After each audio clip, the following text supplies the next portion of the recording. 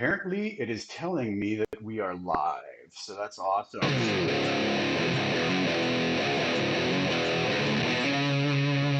had to Yeah, start it man. with that. That's such cool. If there wasn't I, any latency with the computer, we could have done all those jams, but I don't think it's gonna work. yeah, dude, man. We were doing that writing session with our other Canadian friends, Monster Truck, the other day, Oh, and nice. every time somebody would start jamming a riff, like I would see Marv, he would be like nodding his head, and I'm like, it's nowhere near the one. This is so confusing, man. It's so confusing. Sorry, I keep leaning away. No, I was saying he was like leaning his head, and obviously dead on the one, but because of the lag, it was like on the and of two, and I'm like, this is weird, man. You can't do it, man. Anyways, I want to say hello to everybody that is hanging out here. Thanks everybody for stopping by. I want to say a big thank you to Chris for taking the time out to come and hang out on the live stream today, and we'll chat about guitar tones, about what's going on in your world, and talk about some new, cool, exciting stuff happening with Line Six Marketplace too. That's pretty brand new. So we'll get to all of that. For now, though, how are things going there, my friend? Are you hanging in there through all these crazy times? Man, I have spent more time on my front porch. Um, we do our cherry chats on Fridays, and we had our good friends of Shinedown on yesterday. And at the end of it, we were talking, and Barry, said it, and he nailed it. He's like, you almost feel guilty because the world is in such a terrible, position right now. But for guys like us who, make our living being gone 10, 11 months out of the year, it's it's a bittersweet thing because we're finally having a chance to be home, so happy we're going to get to work again. You know, so it's bittersweet. We're finally getting time. Like my little boy's 7, and this is the longest period I've been home since he's been born. Is Wow. is the break we had when we stopped in November this year was our last show. So I've been home since November, and since his birth, that's the longest streak I've been home. Period since. And I think it's important that we all kind of look at those positives too, right? And kind of make Yeah, something positive out of this crazy, awful situation. So, and it's the same here. right. My little guy, I've had more time with him because he's not at school. I'm at home more, and so it is good in that way. But yeah, I mean, other than that, there's so many other negatives I'm to not. it all, right? I'm the highest qualified first grade teacher to finish out a child's school year, but we made it through it, man. So it works. That's all you can ask for. That's all you can ask for. So what's going on in your musical life, man? Obviously, like you were saying, everybody's in a very odd place right now, right? We're basically, regardless of industry, like you said, music has been hit especially hard because, man, how does this continue with, keeping apart and no concerts and no shows? But I know what's going on in the Blackstone Cherry side of things. I know you guys, we've been talking off the air, but you guys just recently, or just before this happened, with pretty good timing, you guys finished a new record, right? So tell us a little bit what's going on in the Blackstone Cherry side of things. Yeah, man. Essentially, we were hanging, and we were in the studio, like, 'cause we had booked to be off the first about half of this year. Well, our original first tour dates, we were going to go to Japan to do some military bases to play for the Marine Corps, and then we were going to head off in May. Us and Alter Bridge and Saint Asonia were scheduled to do a tour together all of May, which led into June. June was going to be a small break, uh, you know, to start doing things to set up, hopefully to set up an album, and then back to on the road in July, August, touring the rest of the year. The closest show we have that hasn't been either postponed or canceled yet. The only one, the soonest one still on the books is a show in August, but honestly, I don't have high hopes for it because I've been reading a lot of stuff, and I know a lot of people in the touring world, and I've been reading what a lot of people are saying, you know, and a lot of people who I take their opinion very highly when it comes to the touring world. Um, and when you see those people say, things that they wouldn't expect to do a lot till 2021, it's a very sobering thing because you sit back and you go, man, everything I've known, and this is the truth. I'm very fortunate. My family believed in me when I was playing music, and The only actual job I guess I ever worked was I did masonry work with my grandpa. We would do house foundations, cinder block work. So since I was 19, man, I've been making music, traveling. So for the last 17 years, that's all I've known. Since I was 18 years old. I'll be 35 this year. The last 17 years, half of my life, I've been getting in a van or a bus or something, traveling and playing music, and you see that just get completely taken away from an entire group of people. And aside from the financial struggles that it obviously gives to not only bands, but then you look at the guys that are in the crews that don't have records out there or records on iTunes or songs picking up a little bit of publishing here and there, for getting in a TV show or a video game or something. Those little things, they're not a lot, but they add up and they help. The crew guys don't have that, so I'm very proud to say that on our end we did a COVID shirt and a crew shirt to where 100% of the all the money went to our crew guys, and then the other went directly to COVID. It's a weird time, but thankfully, what I was getting at before I jumped off, we had just finished the record when the strict enforcements kind of came in of you really need to stay at home, only go out for essential supplies and stuff, and I'm thankful that we did that, and the guy mixing the record engineered it, who's our live monitor engineer, and he just took the record home and mixed it, man, and it's amazing. We're extremely proud of it, and hopefully things don't get pushed back, and the record still comes out when we were hoping, which is, hopefully towards the end of this year. But that's a plan. I mean, that's just saying that I hope before the end of the year this record gets to get put out, essentially, because you never know with the current state of things. I mean, I would have never thought South by Southwest would have canceled. And when they canceled, I think that's when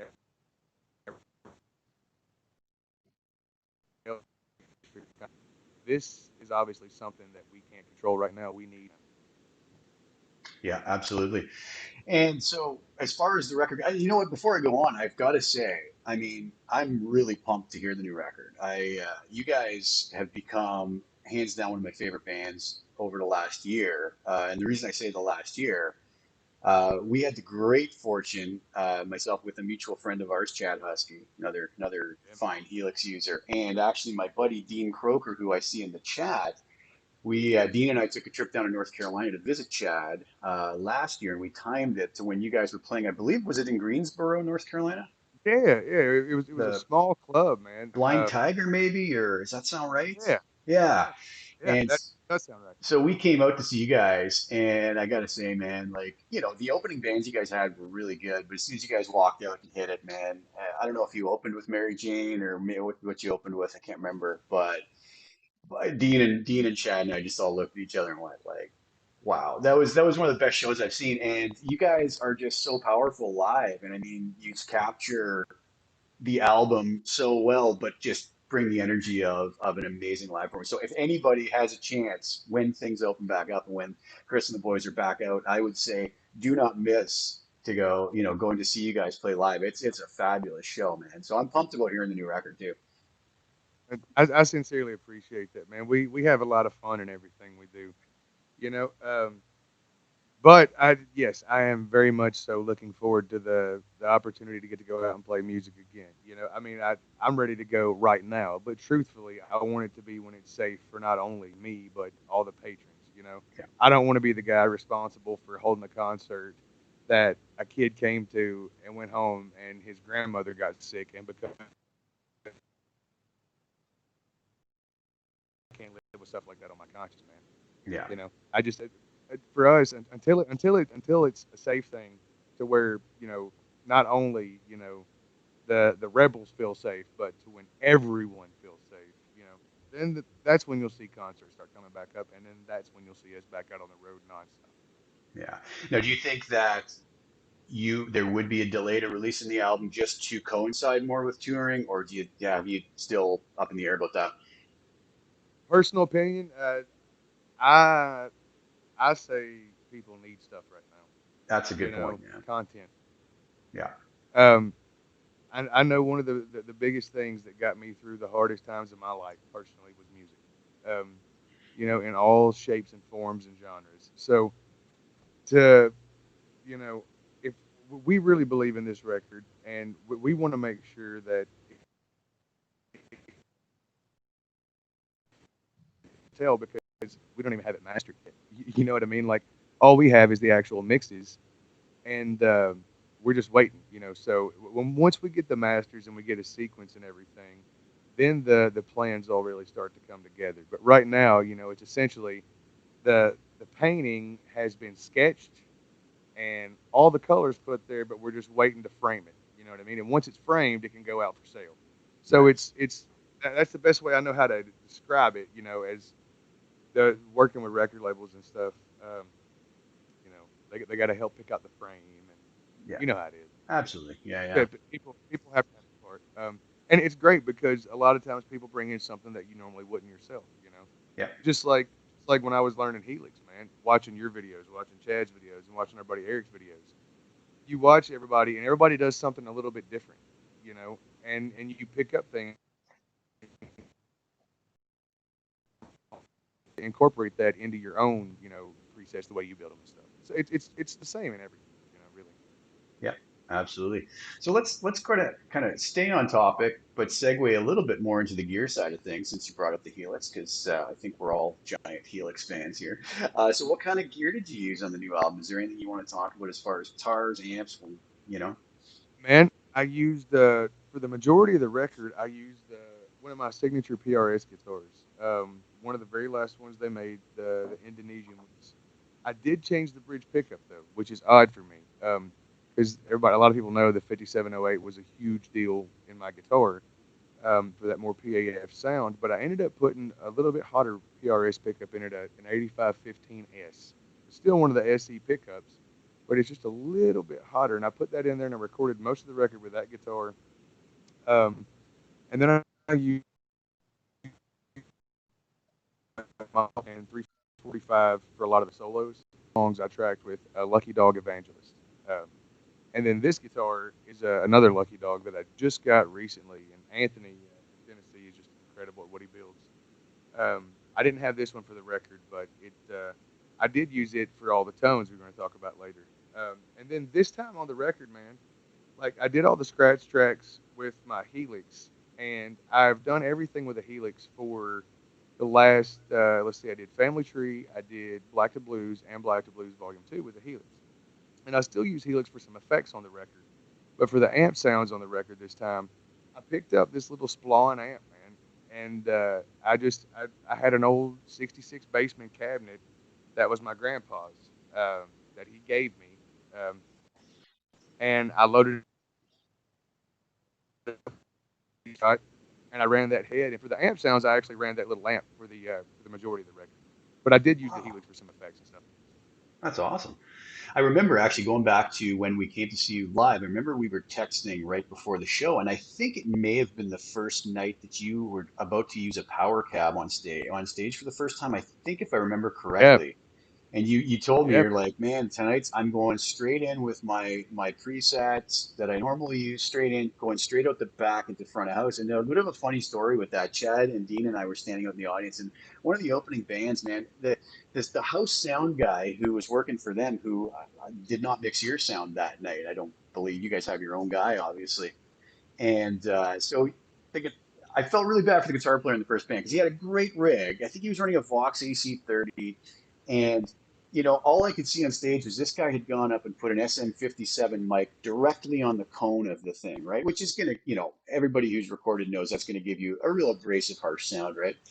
And so, sure enough, like the guitar tone was just nothing to write home about. And it was too bad because the guy's playing was amazing. The band was great, but the mix wasn't good. You walked on stage and hit the first couple chords coming straight out of your power cab, and man, it just sounded huge. It was ridiculous, And so anybody who says like, a modeler can't keep up live with mic amps, it's not accurate, right? I mean, now, man, look, as we all know, tone is subjective. Everybody hears it differently, just absolutely. like everybody sees things differently. Beauty's in the eye, but the beholder, right? We did download a couple years ago, and Frank actually shared the picture this morning, our good buddy. And that picture blows my mind every time I see it, even as myself. Um, and it's a picture of when we played Download a couple years ago, and we played right before Guns N' Roses on the last two bands of the day. It's me and our bass player John's over here, and it's literally me and Mike Stand and my Helix and 100,000 people, and that's all I use. I used my Helix and my 212, my 412 cab I had on stage was literally just for stage volume. The XLRs you see running out the front of the Helix, well, the back of the Helix, I guess, the front to the crowd, the back to me. That's what the crowd was hearing, and I got so many compliments that day on the tone, and even had people tell me that my rig sounded better live than Slash's did. Like I said, tone is subjective. I don't know what those people. That's their opinion, you know. Yeah, But even to get a compliment like that, for me, looking back as a guy who wouldn't touch modeling rigs, I wouldn't use anything digital in my rig, man. I was analog or die. Looking back and looking down at that picture and seeing the biggest show I ever played in my life was with something that anybody in the world can purchase and build the same kind of sounds with. That's what's so cool for me, man. And yeah. people can, it's really cool, And let's take that even a step further. I'm going to see if I can bring this up. What we both now have here, right? Now the Line 6 folks man. have brought that to a new level altogether, Oh, and dude. even more people can now access them, right? You know, What are we talking about? Sub $500 or in the five hundred yeah, dollar dude. range? And I'll be honest with you, man. I've been dialing in some tones on this thing this morning. Actually, when we were texting earlier, I was like, I've been dialing in tones with it. And what I love about the Pod Go is like for me with Helix, sometimes I get frustrated because I find myself doing too much. I You hear know, you, man. you know what I mean? So I've like heard that I'm like, I've heard that complaint a lot too. yeah, like I find myself getting lost in like, well, I've got this amp, I should be able to make it sound like this, but I believe then I I have believe to, they call it option anxiety, right? yeah, but then my thing is like I go to pull up, an amp to try to do a tone and to dial in that amp the way you know, like a variated version of the other amps I use. And that's because as a player, and as a guy, the way I hear things, I like all my amps to have certain similarities, man. Yeah, But they all obviously have their own unique differences as well because each note reacts differently with each gain structure and things like that. But man, like the thing I love about the Pod Go is it takes me back to when we were first touring, and I was playing an old JMP Mark II 50-watt head into an old 412 basket weave cabinet, and I had like two or three pedals. I think I had a wah and an overdrive, and that was it. When we did our first record, man, that like it was a wah overdrive, and then any effects other than that, maybe an octave, but any delay or anything like that was all done in post. Up until we did the Family Tree record, really all my delays and reverbs were always done in post until I recorded with Helix. And at that point, I was able to get the delay the way I wanted it. But man, yeah, the Pod Go just takes me back to that streamlined kind of setup. Sorry, I get sidetracked easy, man. yeah. But No, the Pod Go takes me back to the streamlined setup of a couple of pedals, your awesome amp, the option to EQ it, and a lot of times I'll just use the tilt shift. I'll do my low and high cut on my IR or whatever, and then I'll just tilt shift there. Um, and then I've got a delay and a reverb, because I keep my signal chain completely mono until the reverb. And the reverb is the very last thing in the chain. I put it after my compressor. That way, the guitar signal is what I would hear coming out of an amp, regardless. And then the room is the only stereo thing. You know what I mean? Like, yeah. I don't know. I'm weird like that, man. Like, most of my favorite guitar tones throughout history were all monotones. Why the only thing in the presets that I use, or it ends up being true stereo, is the room reverb. Yeah, that's awesome. Yeah. No, I totally agree with you with the Pod Go, man. There's something really nice in its simplicity. And I mean, the build quality.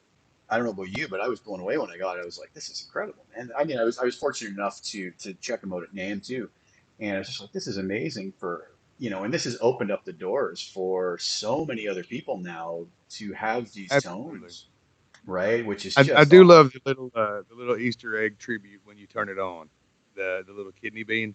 Yes, I love that, man. it's awesome. Well, I Dude, think, I love that.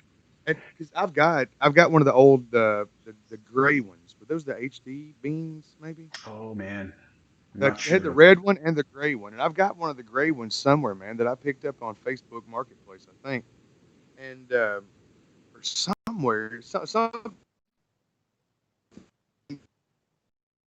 yard sale or something. But that thing was awesome, man. But to see this, like when they first announced Podgo, I was like, Podgo. I was like, is it going to be like a bean with buttons on it, or how are they going to do this? Yeah, And then when you see the thing, you're like, no, this is just like Helix Junior, man. Like as much as the HX Stomp is a miniature Helix, to me the Podgo is more a miniature Helix than the HX Stomp could ever be, really, because you get so many more of the. I don't know. It just feels more like a miniature Helix to me, you got in the every way, shape, and form. you got the expression pedal. You got a few more buttons. You got, yeah, I know Yeah, what you're saying. I know what you're saying, and I'm just really pumped about the unit, man. I've been using it too. I've been downloading a lot of sounds too. I got some stuff on Marketplace for it, and I've just been loving it, man. It's awesome. So let's do this. Let's just go over to the chat. There's a few people yeah, have man. piled in here. We'll say hi, see if there's any questions, and then we're gonna talk some more about some really exciting things going on for you with Marketplace recently. So first person in the chat, Frank Richard. How's it going, my friend? Thank you so much for stopping by. And we got Throttles and Frets, our buddy Johnny Lee. How's it going, Johnny? Thank you guys for stopping by. Hayden Brown, hey Jason and Chris, big fan of BSC. That's awesome, as we all are. My buddy Dean Croker's here. Thanks for stopping by, Dean. Fire Road, Paul Tillett. He said, "Is it possible a little more volume?" I did bring it up some, and I hope it's been okay. We were having a little bit of technical difficulty before we got on here, trying to figure this all out, getting the guitars coming through and everything. But I think hopefully it's working. You guys can let me know. Uh, Yeah, I'm trying to remember to stay on this microphone for y'all too, yeah, man. I'm just okay. I have such a loud mouth that I'm not used to singing. I'm not used to talking into this mic. I'm used to singing into it. You know Right. what I mean? So And it's different for me. having seen you sing live, I know you're not holding back either. Not a bit, not a bit. I don't think that's inside of you to hold back. Brian Adams, how's it going, Brian? Thanks for stopping by. Brian says, "What a couple of monster players on one live stream." Well, thank you so much, man. Jens Yellick says BSC is one of the best live bands ever. Love them. Saw them 3 times now and can't wait for the next time. Greetings from Germany. So absolutely, man. I totally agree with you. Quentin James says, "Hey kids, hey Quentin, how's it going?" Moki12345 says, "Hey Jason and Chris, Marvin James here." Ah, hey Marvin, how's it going, buddy? You get all these names you recognize from the Helix groups on Facebook, right? Yeah, And then man. they come in with a Right? different handle, and you kind of go, "Who am I talking to?" And then they, "Oh, okay, I see who it is now." Frank Richard says 449, so I think he's referring to the price on the Pod Go. So that's incredible, man. Like somebody with 449 bucks US can go into a That's guitar amazing. center and pick That up. that is an astounding price It, for what this is. had, And I mean that. I mean, like honestly, if someone were to come to me and go, for the longest time I would tell them HX Stomp, yes, because because this is the truth. I have tried many different units. I have tried every unit you can think of. If somebody comes to me and they say, if you're going to try to get into any of the digital guitar stuff, what would you recommend? My now number one recommendation is going to be the Podgo. I have about 2 sit downs of experience with this unit, which equate to all of about 45 minutes each. I was able to dial in one tone each time, and that was after learning, all the commands and learning the Podgo edit, because it's different than HX edit. There are it different is features in it. totally different. Yeah. You know, I'll tell you one feature I'd love to see in this thing, though, man. The one feature I wish we could get in Helix, whether it's the rack, the LT, or the floor unit, is to be able to change the color of the stomp. Because I run stomp modes almost exclusively. I don't use snapshots. It's for me, stomp mode has always felt more like a pedal board and an amp. Right. And that's just easier for me because my signal chain is very simple the way I run everything. Um, but I would love to see the ability to, when you do multiple things, to rename it and change the color in that. And I know this thing just came out, and I am extremely grateful for what this unit does and everything. I'm just saying to you, in the future, Frank's in the room. There might be some Line 6 folks watch this at some point, you know. But like because for me, the way I label stuff, it's all for memory, and all the colors are for memory. I try to do the colors similar every time I do them.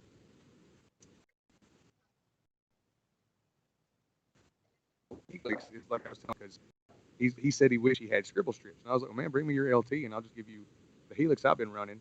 So my awesome Mario Helix is now with my dad. Your dad's stolen it, eh? That's the least you can Yeah. do for him, right? Yeah.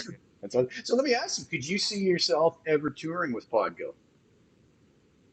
Yeah, dude. I mean, I'll be honest with you right now. That's going to be my backup rig. Yeah. I mean, you know, here's the thing. For me, it's a block or two shy of a full rig. But the thing I can do with it is I can use that effects loop in a mono situation. And there's one pedal, man, that I use, and I've got it right here. I'll show it to you. A friend of mine, Jeff Bolin, built it for me. It is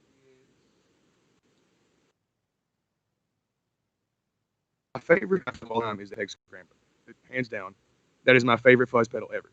And there's one in Helix, but it's not the one that I'm talking about. It's the Scrambler that's in there now is the one that they came out with a couple years ago that they still sell now. I'm pretty sure. The one that I always liked was originally a bass fuzz, and it just had two knobs, a texture and a balance, I think. And I had a friend. I reached out and I was like, "Hey, man, could you make me, one of these? Because I've got one and I don't like taking it on the road. I would love to purchase one of your pedals. Could you build me one of these?" He proceeds to send me this, That's um, awesome. which is absolutely amazing, and put the trim pots on the inside because I keep it set just both buttons on 10 all the time. Right. So now it's just a blue LED when it comes on. So I run that in the effects loop of that, and then I put normally a univibe and an octave in front of the amp with the effects loop. On the I'll have an amp delay, and I'll just make it mono, and the other one, and just turn them both to 0, just to make it the mono transistor tape like in Helix. And then that goes to the cabinet, then the EQ, and then the reverb. It's super simple. That's awesome, man. Yeah. That's so cool. Yeah, and I think you hit it right in the head. This is going to make an absolutely spectacular backup rig for anybody who's using Helix. I mean, the It'll fit size in is every gig bag I have, man. right. Exactly. With an expression pedal on the front, it'll fit in the gig bag. Almost every gig bag I have's front pouch, the thing will fit in. Yeah. You might not be able to zip it all the way, but it'll fit in almost every pouch I have. I've tried it. Amazing. That's awesome. Yeah, really well thought out, and I think it's like I said, I think the Line 6 folks really hit it out of the park with this, and it's Oh going yeah. to do quite well. Let's go back over the chat there. I'll see. So we left off with Frank saying about the price. Tony. By the HX Stomp, this thing blows me away even more. Yeah, absolutely. I totally agree, man. So Tony Cook says, "Hey Chris, just logged in, so don't know if you said this already. How long have you used the Helix? I think you used amps back when I saw you." So my first foray into Helix, we were on the road, um, and we had been doing quite a few flight dates, and I was tired of showing up to amps that had never been serviced, um, and more importantly, nowhere near the amp that I'd asked for. Um, so I started looking at fly rig options, and a lot of my friends, were Axe Effects users or Kemper users, and then I started seeing this Helix thing. Right, I started seeing it pop up, and I started watching videos of it, and I'm like, it's a similar unit, in the grand scheme of things, these units are all competitors. Started understanding how easy Helix was, the interface. We had a day off. I had one of those little Supro Blackmagic amps I'd picked up under the bus for just like a dressing room amp, which is incredibly loud for a dressing room. Right? It's stupidly loud. But I called a Guitar Center and I was like, "Do you all have a Helix?" And they were like, "We have one full size Helix floorboard." I said, "I'll be there in 15 minutes." I called an Uber. loaded the amp up, went over there, gave them like $500 in that amp, $400, $500 in that amp, and bought a Helix. I come back to the bus. I plug in a set of headphones just like what I've got on, which are the ATM 50s or whatever. Um, and within 5 minutes, I had a tone that I was like, this sounds like, you know, it said Brit Plexi Bright. I'm like, this sounds like a Marshall. This sounds like, you know, it sounds as close to my old box could, you know. And, when I was at Guitar Center, I basically pulled up one of those Plexi heads, ran it through a Crown Power Amp and a busted Marshall cabinet just to make sure that it would do that if I only wanted it for effects and the head sound, right? And I could run it into an effects return on an amp, an effects loop return or something, and just bypass the tone stack. And dude, that was in let's see, that was before we did Family Tree, so that would have been 2017 maybe. I've been using it a while, man. Like Family Tree, I can't remember the exact time I started, but I know it's over 2 years now. Maybe Wow. 3 years that I've used Yeah. Helix. And since I started using it, that's all I've used live, man. I mean, I've got all kinds of stuff, but it's for me. That's the one I use. That's my workhorse. You know Yeah. what I mean? Like, Yeah. I know that I can depend on it. I know that in a pinch, I can pull it up and I can get my amp sound and have the effects and build a pedal board in 20 minutes if I had to with a brand new Yeah. unit delivered to me. I'm gonna pick the Helix every time because that's my comfort place. Yeah. It's just like when people get with a DAW. You understand this. As Absolutely. somebody Yeah. who records, you know, I have many different DAWs on my computer. There are certain ones that are great for songwriting, and then there are certain ones that I prefer for editing and mixing. You know, Yeah. Yeah. so it's each tool has its job, but for me, the Helix has been the biggest workhorse of my, when as far as it comes to pedals and amps and stuff, the Helix has been the biggest workhorse I've ever owned. Period. It was Yeah. the best purchase I ever bought as far as amps and pedals go. I can hands down say that. Yeah. Oh, I totally agree. And before it, I was on a Kemper too, and I love the Kemper. It's great, but I would never look back now. Like the Helix, just as far as workflow, form factor, flexibility, just all those things. And workflow is an important thing. It's like you mentioned with the DAW, right? Digital audio workstation. I mean, it's all about workflow. If your head is in the space of being as productive as you can with one workflow in a particular production environment, and you switch to something else, your production level just goes way down, right? Exactly. So, like You for know, me with DAWs, right? You're a Cubase guy, right? I Cubase, just yeah, on your video. yep, So I learned how to use Pro Tools when I was about 18. Just a simple how to do that, and that's where I've been for years. A couple years ago, Ashley was like, "What do you want for anniversary?" And I'm like, "Why don't you buy me Logic?" Everybody raves about this program, Logic, and I have to be honest, man. Like for recording a record or mixing, my personal preference, I like Pro Tools. Stand it the best, like I can work inside it very well. For songwriting, though, on our bus, we almost use Logic exclusively for songwriting because it's so songwriter driven. You know what I mean? The way it's right, set up. yep. And workflow is everything because Yeah, it's going to be the difference between you accomplishing something in X number of minutes versus X number of hours, possibly, right? Because I, and your creativity goes right out the window because you're fiddling with technology. You're trying to figure stuff out rather than just doing what you're supposed to. I think all that technology needs to get out of the way and allow you to be creative with it. If I'm not wrong. absolutely. And man, for me, that's where Pod Go shines so bright for me. Is it's all the technology, but in a box that had a bunch of the extra form factors removed. Yeah, You know what I mean? That's what I love about it because, dude, I nerd out on tones and gear yeah, and stuff. And like, dude, I didn't do like I had it, but the only time I've actually is just in the last couple of months from being home because my yeah, Helix sets at the bottom of my desk and my computer stays hooked up. Until then, I'd always just done it all on the unit, sitting on a stage or on the bus or something somewhere. I would yeah, just go build a preset and then, I mean, dude, for a while I got to where I would go in and build a preset and play a show with it. Build a preset, play a show. Build a preset, play a show. just because you can. Why not? No. And that says a lot, right? I mean, that's the point. That's the technology getting out of the way and allowing you to be creative and using it as the tool that it's designed to be, right? Which is really what all of this stuff should be. But let's see. Let's go back to the chat here, see what else we got, and then we're going to talk about very, very shortly some exciting stuff going on with Chris. So where did we leave off here? Uh,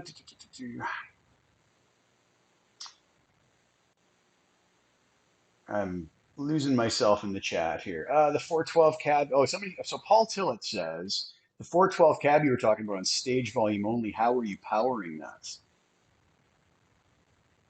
So the way my live rig runs, and I eventually plan to upload some splits for a live rig used to. The way I run it is right before the cabinet, I split my rig, and that goes to a Duncan Power Stage 170. So there's no cabinet, there's no compressor, no anything, because you'll see in my live rig I run all of my delays between the head and cabinet. And the reason I started doing that, I actually found out I prefer the sound of them there as opposed to anywhere else in the chain. But the reason I started doing that was because of the split. So I go right before the cabinet and then I split the signal chain so it goes out with all of the effects but none of the cabinet. And that goes to the power stage into the 412. That way the XLR out on the back of the Helix is the complete chain, full on. Because I don't want the compressor and the EQ that I'm putting on the cabinet going to just the head and effects going to my actual cabinet on stage. Right, right. You just have to separate that out for the front of house. Makes sense. Yeah, right on. So let's shift gears. Let's talk about one of the main reasons why we started chatting about this and getting you on here, and is the Line 6 Marketplace. So Marketplace, for anybody who doesn't know what it is, I'm sure most folks know what it is. Marketplace is Line 6's online store for certain content creators to provide their Helix presets. I've been on there now for about a year and a half, and recently Chris and I have been chatting, and he's done the amazing thing of adding some of his presets and IRs. And I noticed one question that I kind of purposely skipped over because I think we're going to cover it. Someone asked if you use IRs, and I thought, well, there's no point answering that because with what we talk about here, that'll be taken care of and answered. So tell us, you just is it as of yesterday that they're live or two Yeah, days man. ago? Yesterday. Yeah, So so they went live yesterday.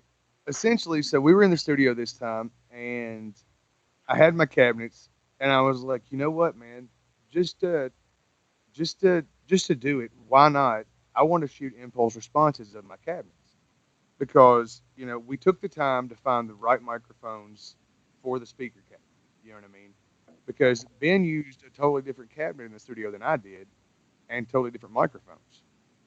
I used two microphones and a 212 cabinet. He used two microphones and a 412, but they're totally different. But I had some cabinets there, and I said, man, let's shoot some impulses. So what we did, we had a Sennheiser 441 and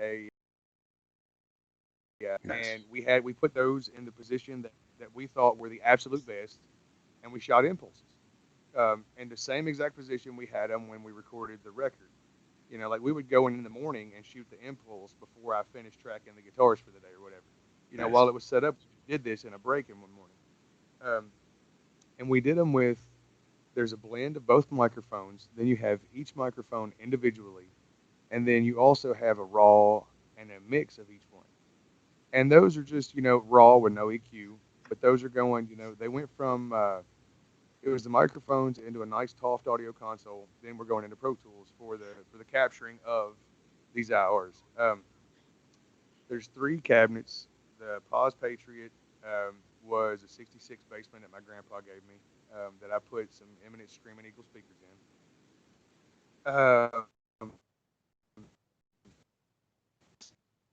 The DIY is a 112 cabinet that I've kindly sent me a speaker for. I think I have a Cannabis Rex in it. And then the nice. Paris is a 112 prototype cabinet that was sent to me. And it's the most modern sounding cabinet out of the three, I guess. But I really love them. I love the way they came out, and the 441 and Fathead are my two absolute favorite guitar mics, pretty much of all time. So we did them that way, man. And I've had a few people try them out, and everyone seemed to really like them. The people that beta tested them seemed to really enjoy the hours. And then there's a couple of presets that I put up. I put up a Plexusaurus, which is my take on the Plexi Bright and Helix. And the presets will all come with an hour, and you can put that hour in any slot you want, because I didn't do anything on the hour. Um,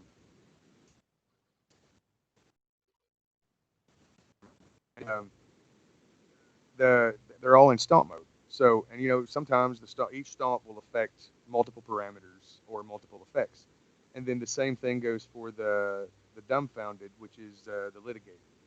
Um, and the way I lay them out is 8 stomps because, like I said, I've got a Helix LT here, and I want it to be where anybody who owns a Helix rack floor LT can be able to get this and have the exact setup. You know what I mean?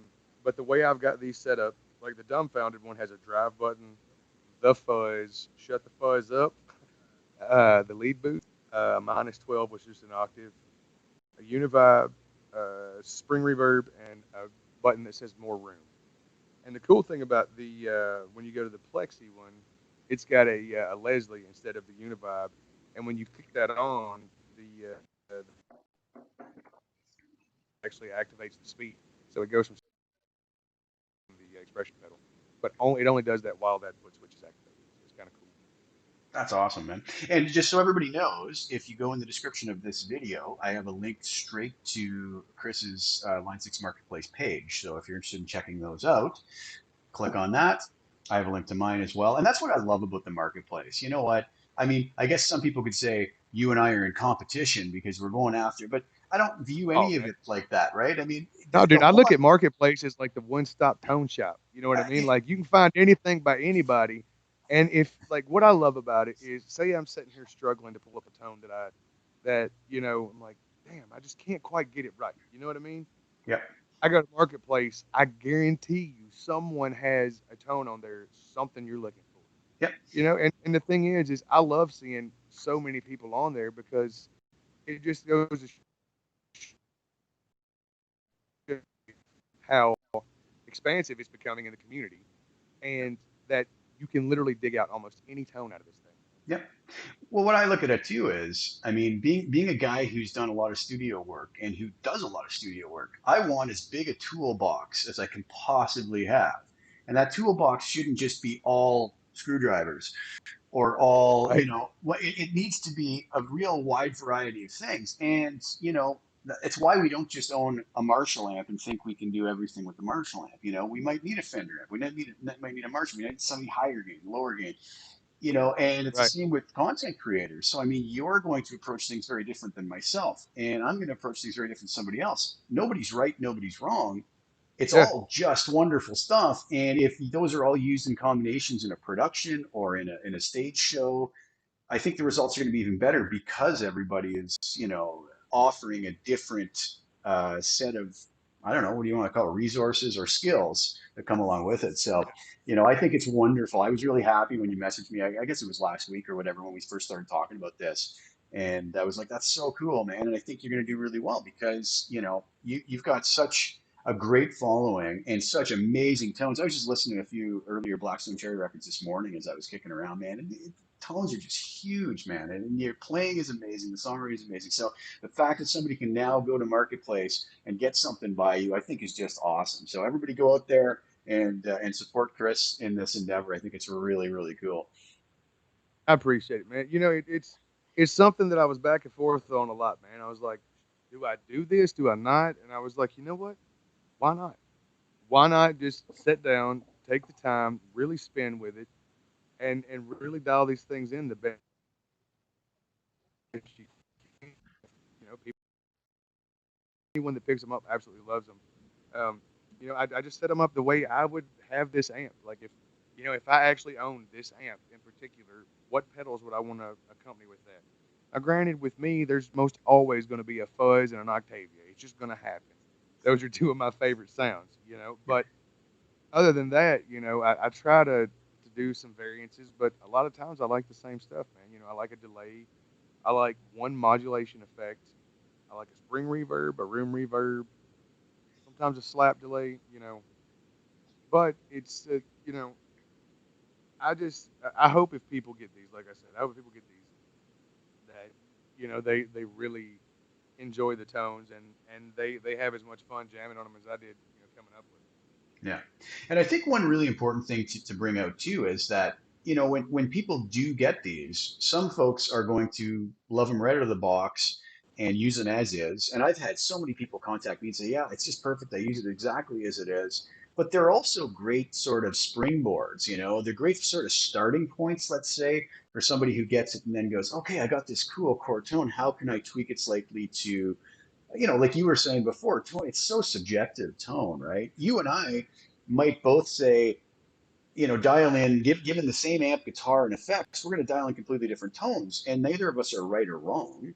Yeah. We're just creating what we like the sound of, and maybe it's going to be complementary. And that's what makes this whole thing so cool about it. So it is so subjective.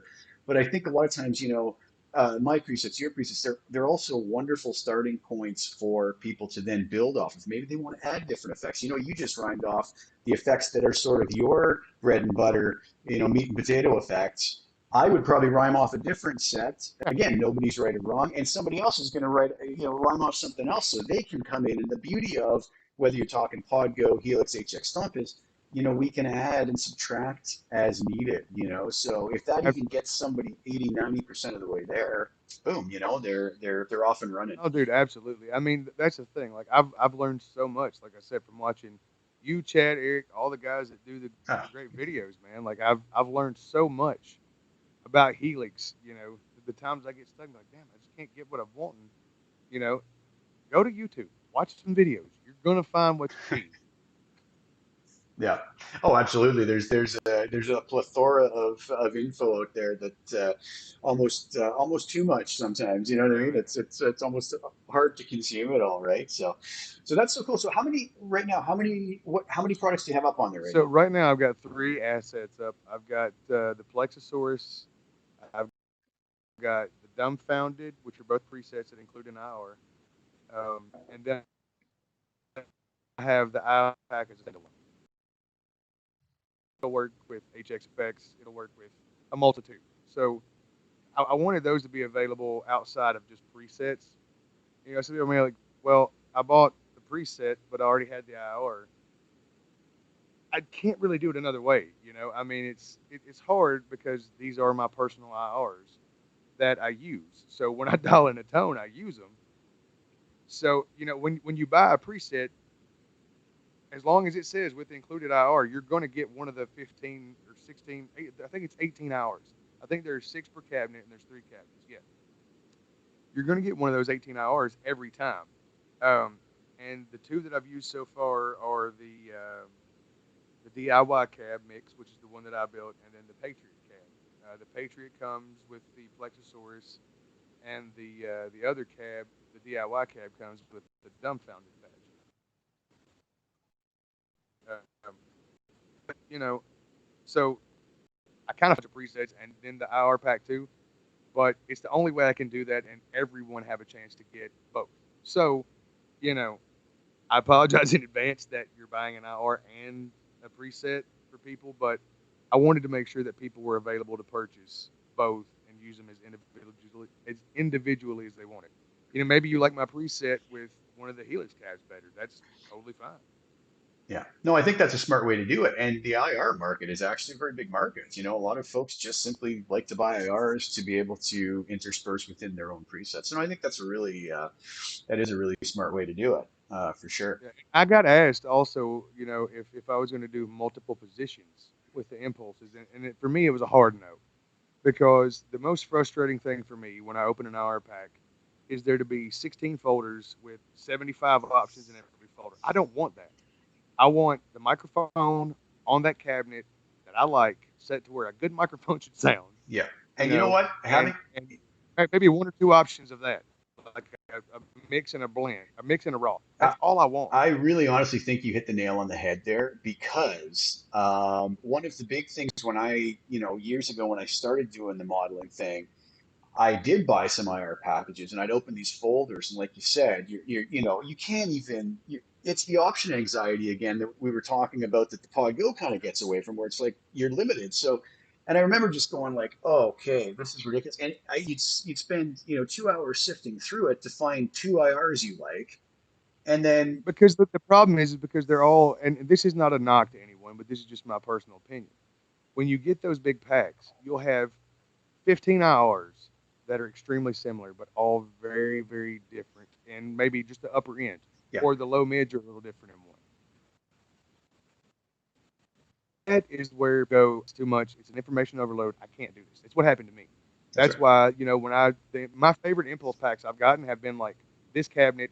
Here's the microphones, and here are the two positions we put the microphones in, or here are these with an EQ, or here are these with Yeah, a little bit of sweetening or whatever.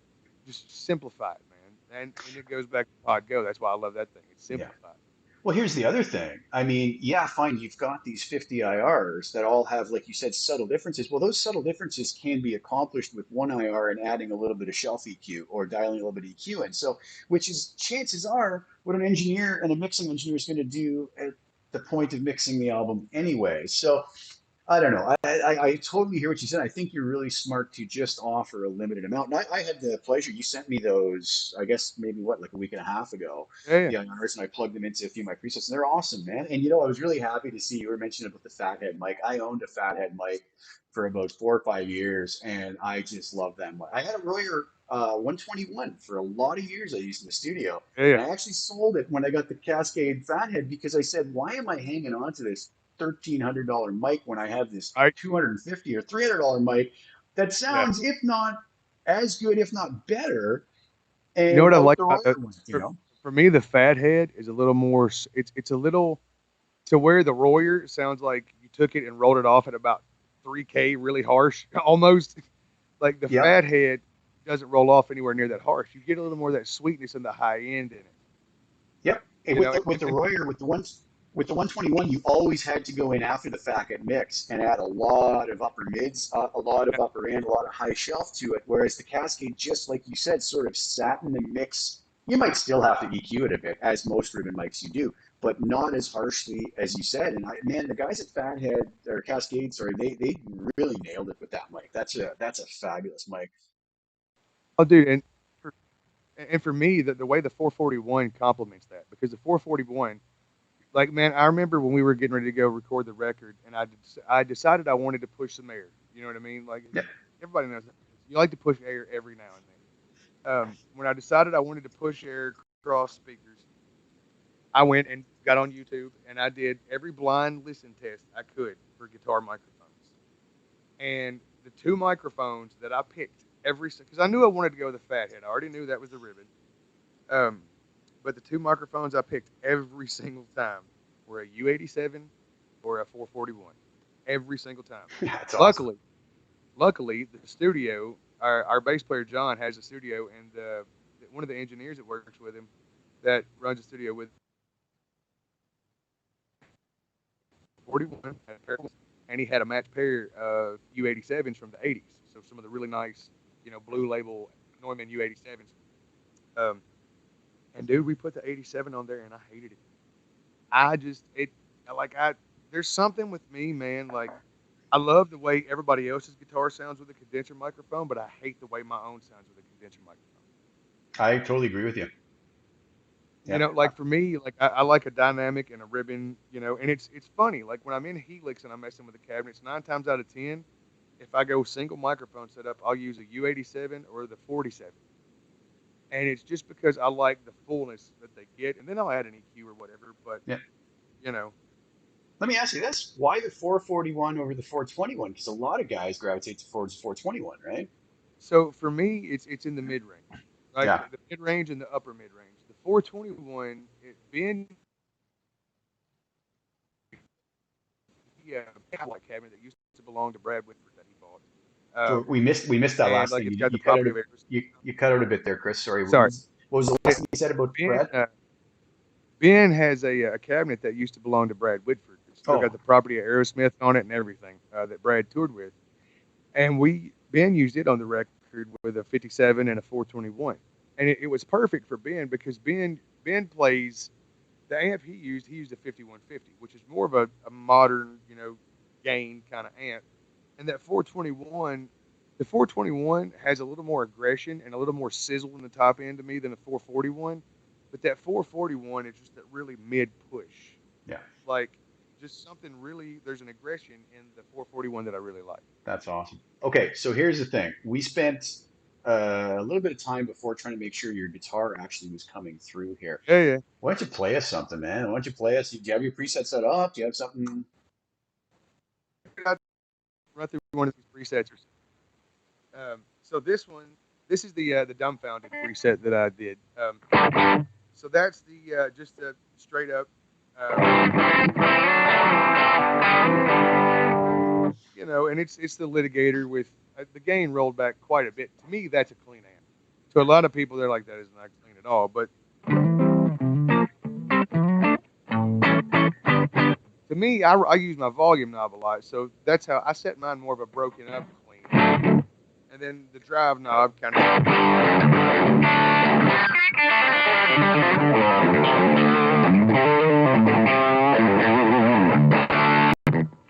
The drive just kind of takes it into that. I love this amp. The Litigator is probably my favorite amp in the heat. It's a killer amp. Then I've got a lead boost, which is the kinky. I think it's a kinky boost, and then I've got a transistor tape delay.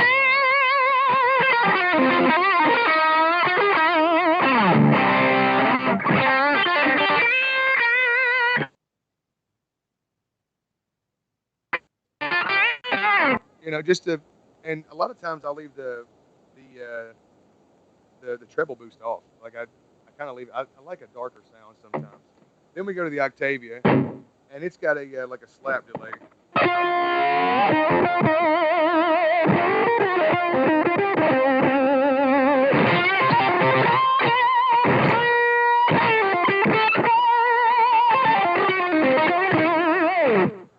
Love that sound, man. That's like awesome, man. The octafuzz sound for me is where it's at. And then I'm weird, man. Like I like a fuzz pedal on an amp that's already kind of mad. You know what I mean? And look, I'm gonna give away one of my favorite Helix secrets, right? So that's the arbitrator fuzz. But what I do is I'll take the highest I ever set the level is 5 or 5.5. Take the drive on the arbitrator fuzz on an already overdriven amp and turn it completely off, and that's the sound you get. So the drive is all the way off.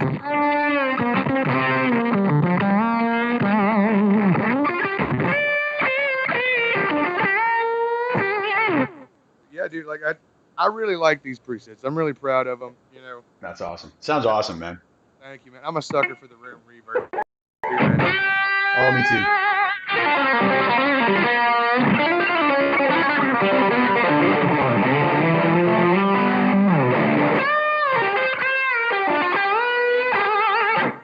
I love it, man. I love these units. Sounds awesome, man. Sounds awesome. That fuzz trick just makes it sound like the amp's on the edge of blowing up, right? Which is so cool. Oh yeah, dude. but like it's funny, and I'm odd. Like with fuzz pedals, like an actual analog fuzz pedal, I prefer batteries over power supplies. Dead.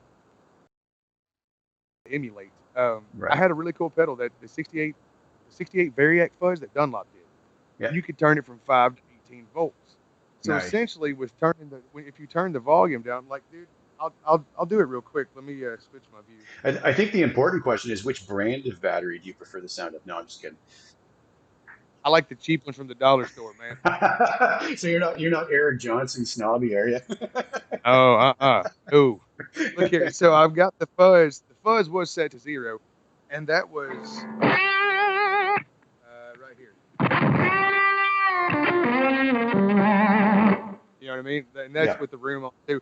I'm gonna bring the level back to like 4, and you'll start to get that kind of like dying 9-volt. It's kind of cool. I hear what you're saying. Yeah. So we'll go to like 3.6.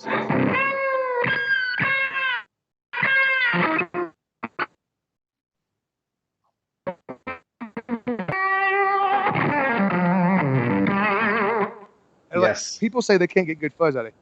I disagree, but that's just me. But yeah, man, you got to that's dial that it in dumb thing. correctly. Yeah, That man. that is awesome. That is so awesome, and those sound really, really cool, man. I just see a Thank super chat came in from our pal Chad Boston from the Helix Group. Thank you so much, Chad. I really appreciate it. you. Yeah, Thanks for stopping by, man. He says, "Hey, Jason and Chris, have a cold adult beverage on me." I have no idea what he's talking about. What are these adult beverages he speaks of? I have no idea, I my friend. I've never Like partaken. I I got my cold alien water, man. That's what me and my little boy call it. Well, I'm just drinking grape juice, so I mean, it's. Yeah, man. Thank you again, Chad. I really appreciate it. That's awesome, man. So, anything else, buddy? Anything else you wanted to chat about? What are you thinking? That's pretty much it, man. I am sitting at home. I'm in the house bored. If I, one more time, I'm going to go insane. But that is everybody's life. You know what I mean? Absolutely. But you know, man, I mean, the good thing for me is I've got a Helix, I've got a Pod Go, and hopefully, you know, people will like these presets. And if here's my thing, man, if these presets are successful and people in do like and do fa- in fact do like them, I'll get it out in a minute. If people do like them, you know, and I'm not crazy and they don't just sound good to me, I plan on doing more, man. You know, eventually I would like to make some that are specific for records we did, which is something I was working on, and I actually sent you one of. Yep. But I strayed away from that for a minute because I was starting to get kind of inside my own head about it, you know, because I'm like, I'm one of those guys, man, where I'm like, I love it, but it is what it was. You know what I mean? Like always moving. I don't know. And it's something that I did personally before myself. You could recreate it better than Yeah. I could. You know what I mean? Because as you said, in, well, dude, but you know how it is when you're so attached to something. You know, I'm sure you've Absolutely. sat down with tones that you've dialed in with, you know, a different unit and tried to mimic it with another unit, and you get frustrated. And you're like, it's me. I'm playing it. I'm dialed in the same way. But sometimes, like, you get inside your own head and you can't see the forest for the trees. And with doing specific album ones, I kind of got there. But I think once I get a few more presets going, um, that is something I would love to tackle. Is do one preset per album we put out. You know, for the first 6 records we've done, which would be fairly easy for a record like Family Tree and the two blues EPs, because I recorded them on Helix. I've just got to Right. figure out how to get them from my old backups to the new deal because they were created before the new software came out. Right. Right. Right. Yeah. But I think you're onto something there. I think that's a really cool idea, and I think people would really enjoy that. It's getting sort of those signature tones, more or less, right? That'd be a very, Yeah, very man. cool idea. I think it's something that would be a lot of fun if I can ever get out of my own head about it. You know, and Yeah. it's something hard, you know, because when you create something and then you yourself try to recreate it, it's not like playing the songs live every night with the amp I'm using now. It's trying to go back, you know, and recreate something with totally different gear, which is the beauty of the challenge. And I know this unit can do it. I've just got to get outside of my own head about it. Absolutely. But there's also something else there, and I know from experience, and we're all human. Our ears work different on different days. Our moods affect things. Everything affects things, right? And so the one day you sit down, and all musicians know that some days everything just seems wrong. Everything just seems like it's not working, and we just feel like selling all our gear. And the next day, Yeah. no, we can't do anything wrong. And then the next day, it's somewhere in between that. And so I hear you, Yeah. man. I love it because you'll go to bed and you're like, dude, I don't deserve the worst guitar I own right now. And then the next day you wake up and you go upstairs or you go to your music room and you sit down and like you play a chord progression or you find a cool backing track on YouTube or something.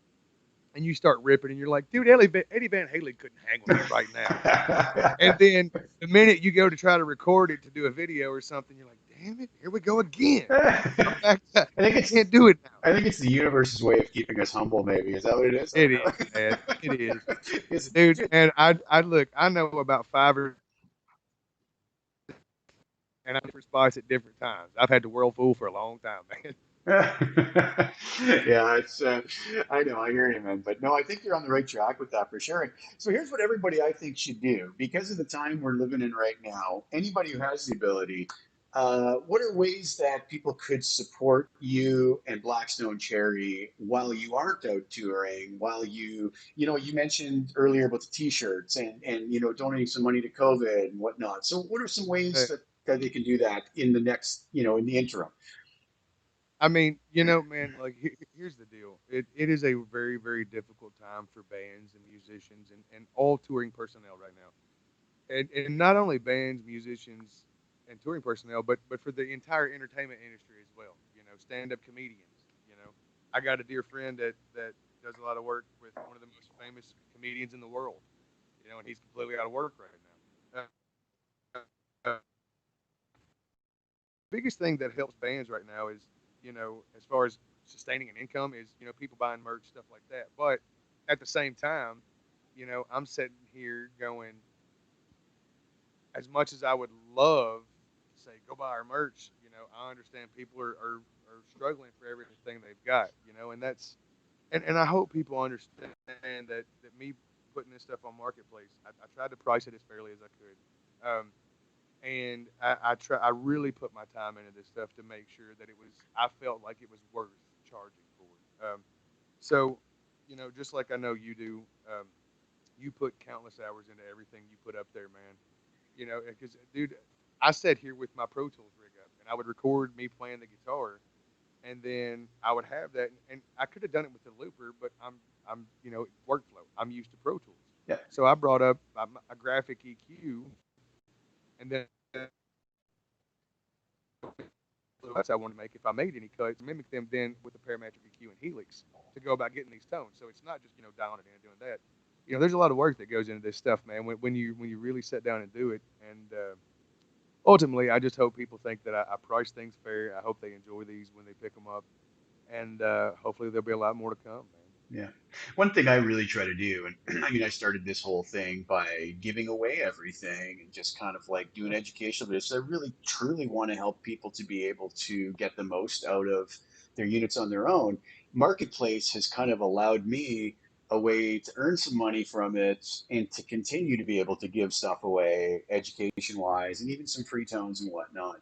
So that's how I kind of look at it. And I try to, the same thing, I try to price things as reasonably as possible, and so far, the feedback's been great, and I think you're going to do really well, man. I really wish you all the best on there. And but Bro, yeah, you know what?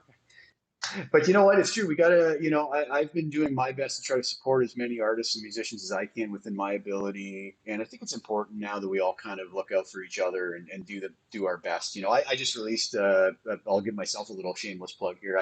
My last album. I've always wanted to do it on vinyl, so I did a pre-order of a limited edition 100 pressing of my oh, dude, last that's album, rad. which yeah, so my buddy Marco Miniman played drums on it. Tony Levin plays on a track, and my other buddy Jason Henry plays bass on the rest of the tracks. I'm really proud of the album. So that's available. That link is in the description below on Digger's Factory. And if I get the 100 pressing, we're going to press it. If not, then we'll see what happens. But I just thought that would be kind of a cool thing. But at Oh least yeah, give back something to people if they are willing to kind of support. Right? Give them some good presets. Give them some good music, and yeah. you know that sort of thing. But Absolutely, man.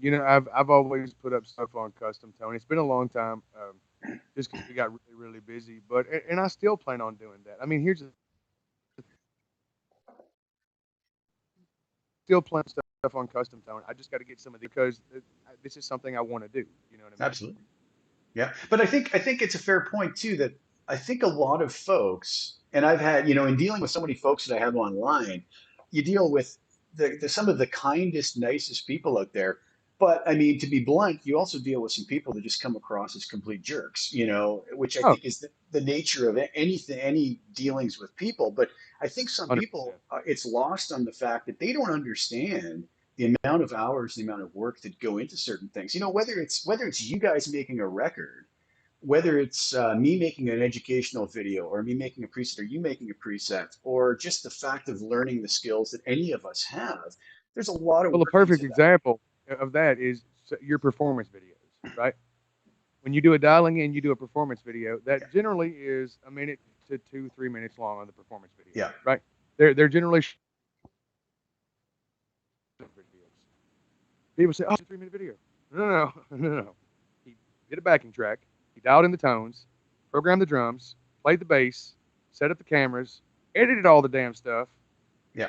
and then that was after he saved all the tones. There Yeah. are days, hours of work that go into a lot of stuff, and you know, though, I think now more than ever, people are starting to be appreciative of content, just because we're so limited on the things we can do that the content is coming out at a greater rate than ever before. But I think people are also more appreciative of the good content.